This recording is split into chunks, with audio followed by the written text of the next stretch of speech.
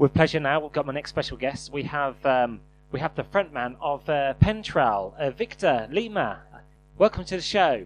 Thank you, Danny, for having me. It's a great honor to be here with you. It is lovely to have you on. I've heard so much about you and your music and what you stand for as well, Pentral. And can you just tell my listeners who haven't necessarily heard you before, just what the hidden meaning behind Pentral? What is it all about?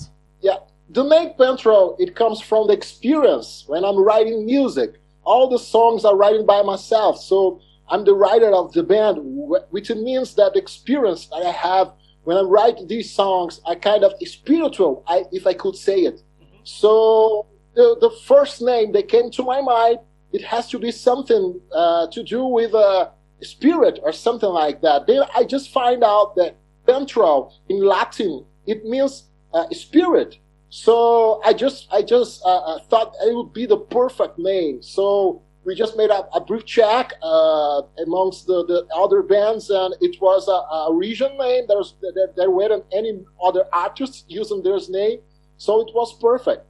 Ace, and which branch of the rock genre would you describe your music? Do you touch on all bases of rock? Yeah, so I would say that Pentral is not only about rock and roll. You know, there's a lot of influences coming out together. So there's acoustic parts as well. I love the acoustic sound of an acoustic guitar.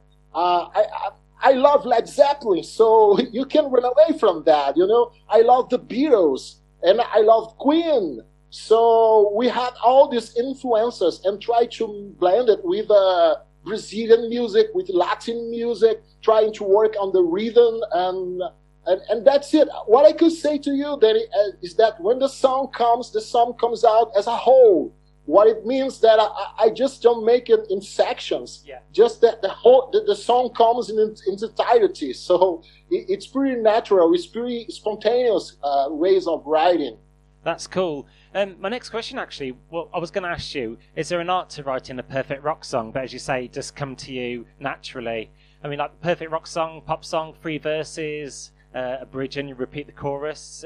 There's no set formula. It's just kind of like how you interpret your music. Yeah.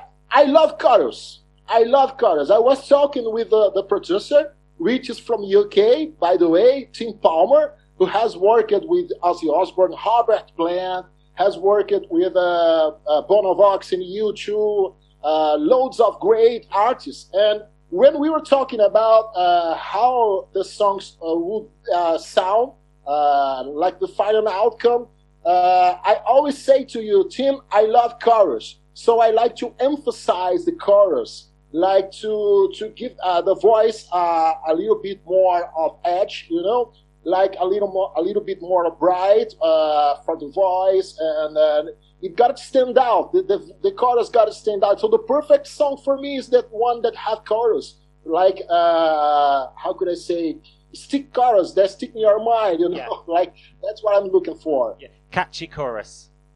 Yeah, absolutely. You have the same road. Yeah, I'm with you. And in this interview as well, we're talking about your new album, Silent Trees. It's got 11 tracks on, I believe. Yeah, actually, 10 songs. 10 two songs. Of them are just versions for the radio, because radio don't like longer songs. I know how the business works, so we just had to be careful to make some shorter versions of the songs we believed would be the stronger ones. So 10 songs. It's a long album. I know it's not a short album. There's some songs which last something like 10 minutes, 8 minutes, 9 minutes.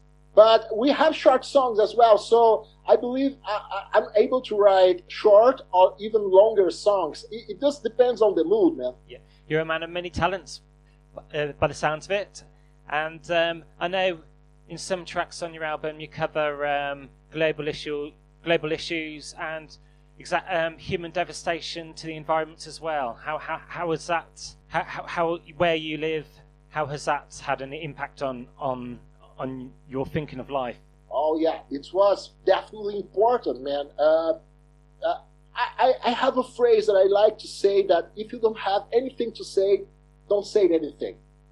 I believe that music, it's a vehicle, it's a way to make people aware of what's happening around you. Like, you just can despise the power of music, the power of art. I just not say that only about music, but about movies, about books, and all sorts of art. So in Brazil, we have so many people suffering from hunger, from all kind of social issues. We have so rich people here. Yeah, we have a part of the population is very rich, but a huge part of the population is poor. So we can just despise, we can just turn our back on our reality, you know? And this is not only our reality. I have the opportunity to go to many places around the world.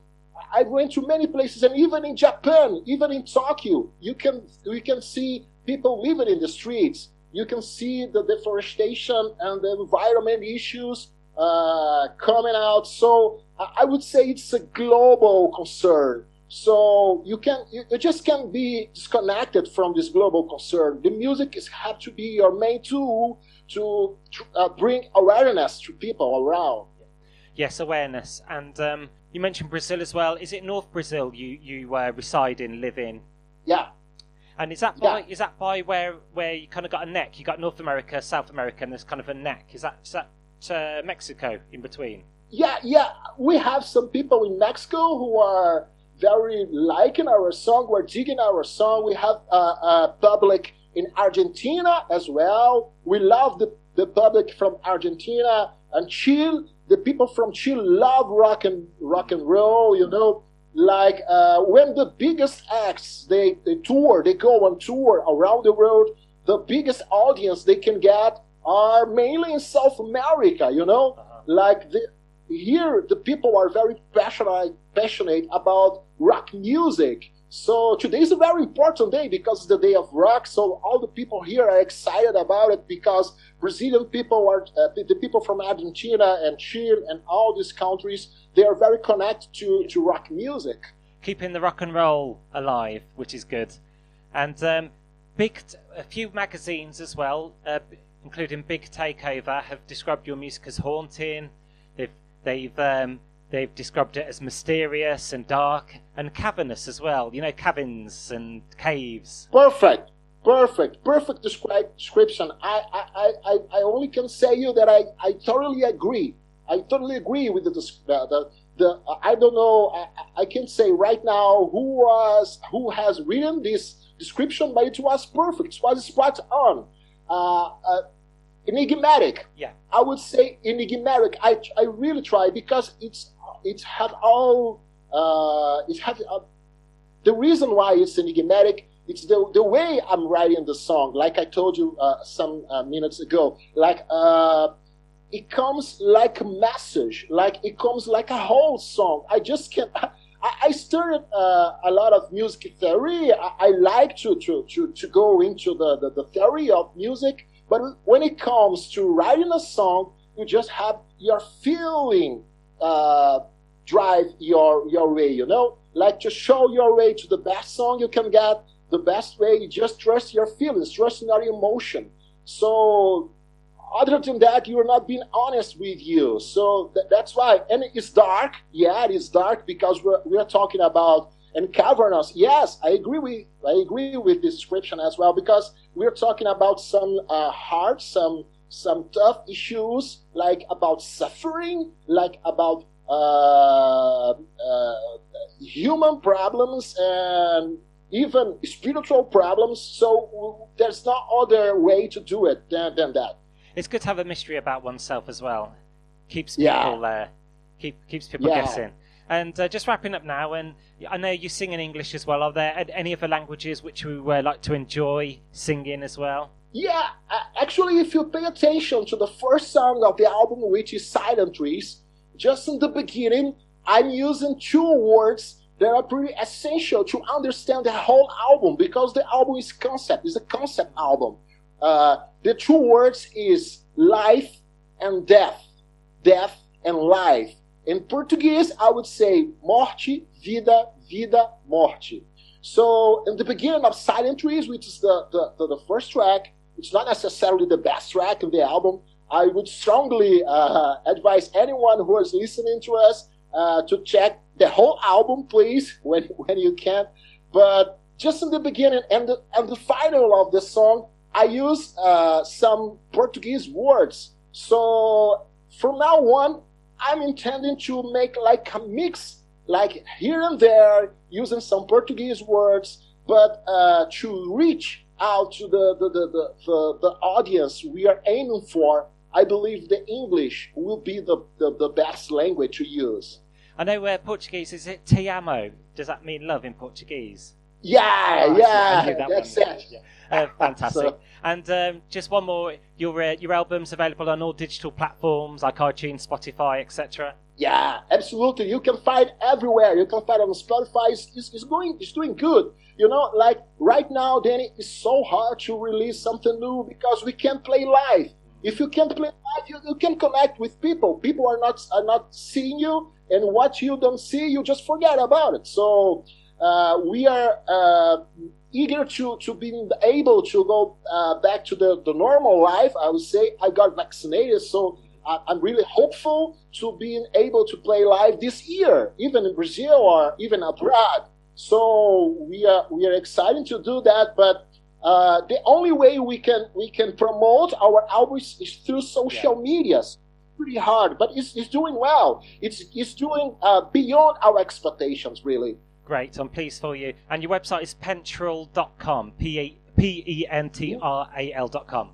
No, that's a funny story. This is a funny story. The owner of Pentral, of this website, he didn't want to sell to me, so I had to find a different way. It's Pentral Music, www.pentralmusic.com. Thank you very much. We'll get that on the links for you as well. So if the listener didn't catch all that, we'll put it on the description on the interview for them to check out. Brilliant. Yeah. Well, thank you so much, Victor Lima from the Pentrals. We're going to get one of your tracks played on the show now. What's me to say is, keep on rocking, and from everyone here in England, much love.